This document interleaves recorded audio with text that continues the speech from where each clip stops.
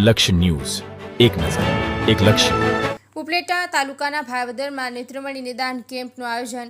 ભાયાવદર પટેલ સમાજમાં સ્વ લીલાવતીબેન રમણીકભાઈ સતવારા સેવાભાવી પરિવારના સૌજન્ય અને રોટરી ક્લબ તેમજ શિવાનંદ મિશન વિડનગર અને જિલ્લા અંધત્વ નિયંત્રણ સોસાયટી રાજકોટના સહયોગથી વિનામૂલ્યે નેત્રમણી અને નેત્ર નિદાન કેમ્પનું આયોજન કરવામાં આવ્યું હતું. આ કેમ્પમાં અંદાજે 150થી વધારે લોકોએ આ કેમ્પનો લાભ લીધો હતો. આ કેમ્પમાં આંખનો મોતિયો, પરવાળા, ઝામર જેવા અન્ય રોગોની પણ વિનામૂલ્યે સારવાર કરવામાં આવે અને રોશની ચશ્મા ઘર દ્વારા કમ્પ્યુટરમાં મફત નંબર કાઢી આપવામાં આવતા હતા અને 10-12 દર્દીઓને વિડનગર હોસ્પિટલ મોતિયાના ઓપરેશન માટે લઈ ગયેલા છે. ફી કરી આપશે અને કેમ્પને સફળ બનાવવા રોટરી ક્લબના પ્રમુખ રમેશભાઈ મોડિયા, રજનીકાંતભાઈ મહેતા, દિનેશભાઈ માકડિયા, કાંતિભાઈ જાવિયા, શૈલેષભાઈ દલસાણિયા, સેવાભાવી સતવારા પરિવારના રમણીકભાઈ સતવારા, હરેશભાઈ સતવારા વગેરે જહેમત ઉઠાવી હતી. અર્શીભાઈ આહિર, ઉપલેટા. હું ભાયાવદર નગરપાલિકા પ્રમુખ રેખાબેન સિણોજિયા.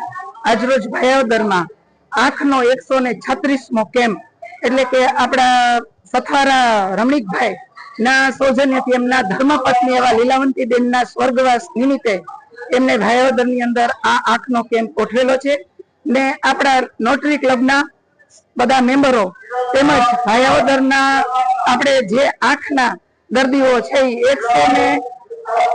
ઓલરેડી 80 જેટલા તો ઓલરેડી દર્દી લખાઈ ચુક્યા છે ને હજી સતત ચાલુ છે. તો આવા ભગીરથ કાર્યની અંદર સથવારા પરિવારને ખૂબ ખૂબ માતાજી અને સિદ્ધેશ્વર મહાદેવ ખૂબ ખૂબ આવા ભગીરથ કાર્ય કરવાની શક્તિ આપે એવી મારી સિદ્ધેશ્વર દાદાને ખૂબ ખૂબ આસ્થા. અને આજરોજ રોટરી કોમ્યુનિટી કોર્સ આયોજિત નેત્ર નિદાન અને નેત્રમણી આરોપણ કેમ્પમાં વિડનગરથી પધારેલા ડોક્ટર ગુલાની સાહેબ અને આ કેમ્પના દાતાશ્રી ભાઈશ્રી લીલાવંતીબેન રમણીકભાઈ સથવારા એટલે કે પરમાર પરિવાર એમના સાથ અને સહકારથી આ કેમ્પ કરવામાં આવ્યો છે. અને રોટરી દ્વારા નેત્ર નિદાન, શ્વાસ કેન્દ્ર, ઉકાળા કેન્દ્ર જેવી અનેક પ્રવૃત્તિઓ થાય છે. આજના આ કેમ્પમાં 136 કેમ્પમાં લગભગ 180 દર્દી લખાઈ ચૂક્યા છે અને 250 આસપાસ દર્દી થશે અને લગભગ 25 જેટલા ઓપરેશન કરવામાં આવશે. આ તમામ દર્દીઓને વિડનગર ફ્રી ઓફ ચાર્જ લઈ જવામાં આવશે અને ફરી પાછા ભાદર મૂકી દેવામાં આવશે.